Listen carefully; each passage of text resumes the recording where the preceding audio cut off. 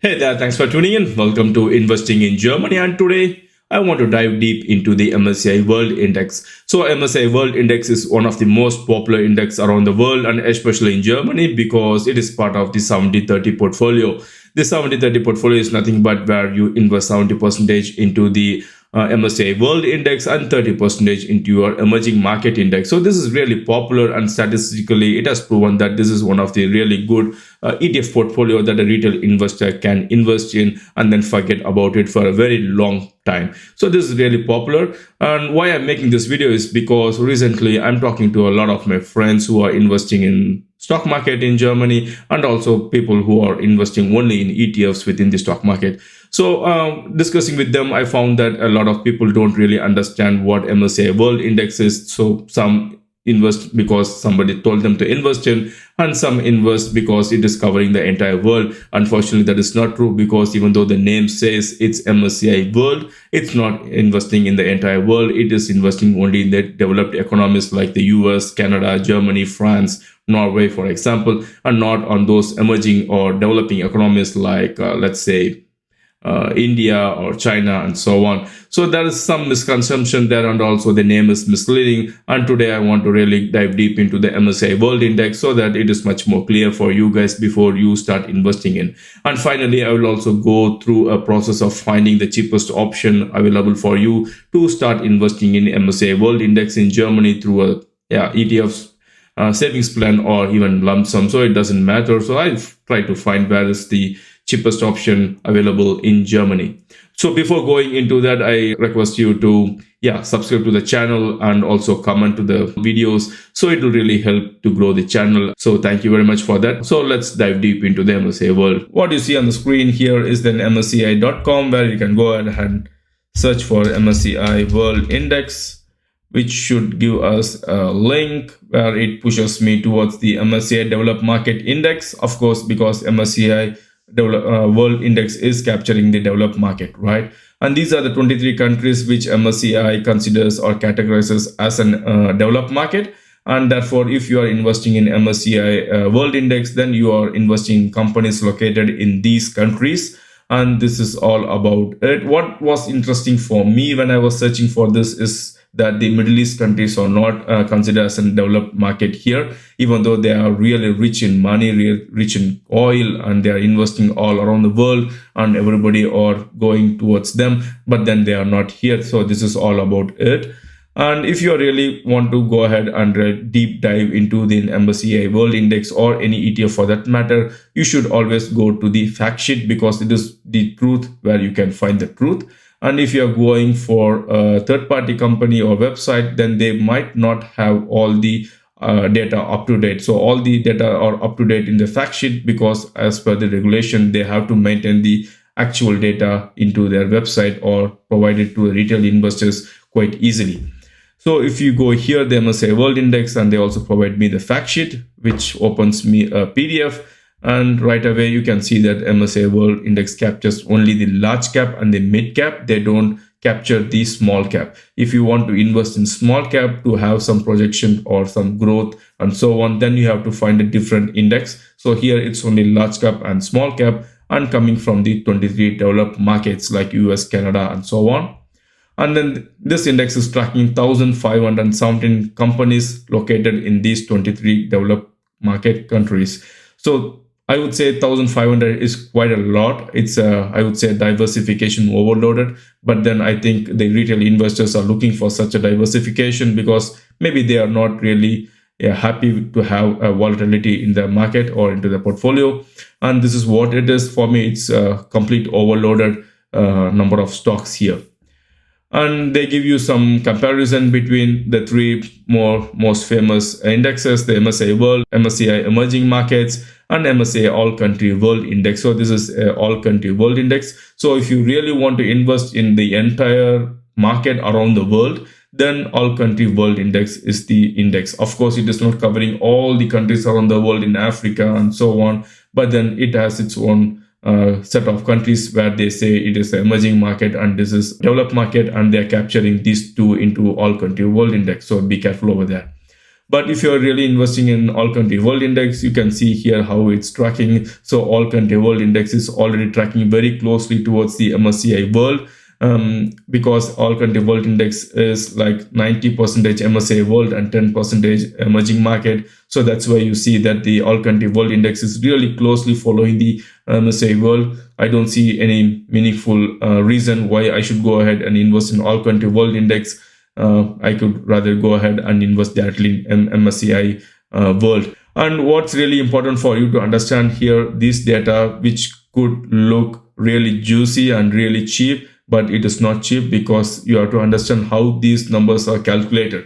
So PE ratio of 18.53, it really looks cheap, even though the American stocks are extremely overvalued even now after 30 to 40% crashing. This is because the MSCI World or any indexes, when they're calculating the PE ratio, they take only the profit making companies and then they calculate the PE ratio. If the company is making a loss, then it's going out of the calculation. So that's why it's really misleading number, but then it is what it is. So for example, if there's 1,517 companies, out of which let's say 500 companies are loss making, so they remove the 500 companies out of the calculation and they calculate the PE ratio only for the 1,000 companies, which I think is completely misleading, but this is what regulation is. And then the forward PE, I would really avoid looking at the forward PE, because it is one of the most valueless data that you can find, because it is all about projections and estimations and so on. It has no value in it, from my opinion, and therefore I don't see the PE forward ratio. So forward PE is nothing but what the company is expected to do in the next year, because at the moment nobody knows, even the company knows what they're going to do the next year, right? So it has no value from my point of view. And then dividend yield is 2.05% for the MSCI World Index. It's really good. There's no guarantee that this is going to increase or decrease or maintain the next year, because nobody knows what those companies within the 1,517 are going to do with their dividend policy. For example, recently we have Intel, which have changed their dividend policy, which market didn't like. And they have also other companies which are increasing the dividend. So nobody knows what comes in as a dividend for next year. So it's also something that you can have a look, but then it has no much meaningful impact when you're going for an investment options. And rest everything is okay. As you can see here in the top 5 or 10 companies, what they project here already captures 18% of the complete index. So even though it is 1,517 companies, the top 10 companies already captures almost 20%. So the rest is going towards the 1,507 companies. So it's quite a lot of weightage towards the top 10. This is something that I also don't like to have. And if you look at all the 10 companies, I think everything is American companies. So you can go ahead and invest in S&P 500. You don't need an MSCI World Index if the top 20% is coming from the top 10 American companies. So yeah, it is what it is. It is the index, which is also really popular. And yeah, so this gives you weightage. We can see the information technology, the American stocks like the Facebook or Alphabet and so on. They are all the IT companies or the technology companies. They constitute the highest, the 22.09. And then you have all other companies here, sectors here. What's interesting here is also that Germany is not in the top 5 concentration. It comes under the others. And you can see 70% is American stocks. That's crazy. You can go ahead and invest in S&P 500 because it's almost the same, I would say. And the second is the Japan, 6.04%. And then you can have the United Kingdom, Canada, France. I think the 6th is Germany, but I have to see. But then it is what it is. And yeah, you can see the huge concentration going towards the American market, American stocks, and so on. So this is the drawback of MSCI World. But then this is something that people are also liking and also want to invest in. But if you would ask me, I would say S&P 500 would be much better option than MSCI World, because both are almost all the same. So this is what it is. This gives you an overview of the MSCI World. And if you want to understand how these companies are tracked, how the companies are selected, how the countries are selected, then there's quite a lot of documents available under the MSCI, where you can go ahead and spend some days here if you're really interested in it. But then I don't think you have much more value there to understand how they are selecting the companies and countries, because it is they take the top companies and countries. So it's all the same. So let's go ahead and now find the cheapest option of ETF available in Germany or for the MSCI World Index. So to search for the cheapest option, then I'm using just ETF, which is quite easy, and it's a really good popular searching platform for the ETFs. And you can see there are 1,548 indexes. It's quite a lot to search with. So let's start with the fund size. I want to have the fund size to be more than 500 million. And then I can go ahead and select it's going to be MSCI. And then I can go here and search for the MSCI World. Then it is quite easy to find. Under the MSCI World, you can also see there are quite a lot of different MSCI World. And today we are fixing it to keep it simple and stupid. So I go into the MSCI World, and immediately we have only 17 entries, out of which we have to search for the cheapest option. And we also have to, I would like to go for a full replication or sampling. I don't want swap based. So this also reduces my list, out of which I think from here we can select it to be here. And also it's also important for you to know whether you're going to accumulating or distributing. I always go for accumulating because my runway in investing is quite long at the moment. I think the next 20 or 30 years I'll be investing, and I don't want to have those, let's say the dividends, and then I have to manage it again. So I will say accumulating. So they accumulate all the dividends paid into the fund, and then it just goes on compounding. So it's really good for me. And then I end up with only 5, and out of it 0.12%. We can see that the top 2 are the cheapest option, out of which then I would say I take the spider one, or let's take Leica one. So for me, I say this is the best option for us to see. And we can go and look for the fact sheet here. So they provide you the ETF fact sheet here.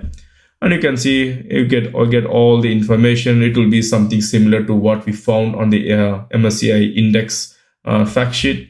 And here, maybe they're not tracking all the 1,517 stocks, but then a bit less, because managing them is quite tedious process and quite expensive as well. Yeah, this is what it is. So if you want to really understand what are the 1,517 companies, then the best way I found here is that to go to the website of the provider and you can search for them. And let's go and search it into the index provider or the ETF provider website now. So what you see here is the Amundi Asset Management website, which is providing you the ETF, the Leica ETF, which we just found to be one of the cheapest at 0.12% of total expense ratio per year. So here we can see that they also provide you all the information. But if you want to have a look at all the stocks of 1,500, how much here, how much are they tracking here? They are tracking about 1,509 stocks. So if you want to have a look at all the 1,509 stocks, then the best way here is to go ahead and here, top components, and then go for an Excel sheet download. And I have seen that in iShares, they provide all these stocks within their website, but some companies provide you only in a spreadsheet. And let me go ahead and open that spreadsheet here. Yeah, so this is what we have. So you can see that these are all the 1,509 companies where this index is tracking, and you can see that's a pool. That's called diversification for you. So let's have a look at the top 20. For example, you can see here if the number ISIN starts with US, it means a US stock. So you can see that it's all US. So the first 15 companies are US, then comes the Swiss, the Nestle, and then again the US, another 6 counts are US, and then France, Denmark, then US, Netherlands. So you can see that there's quite a lot of companies coming from US. That's why I said it's more or less similar to S&P 500, and maybe it also tracks mostly the S&P 500 very closely. So this is how you can go ahead and find an ETF or MSCI World ETF, and it is the cheapest option what you can find in Germany. And yeah, if you like the video, please subscribe. Thanks for watching, and see you in the next video.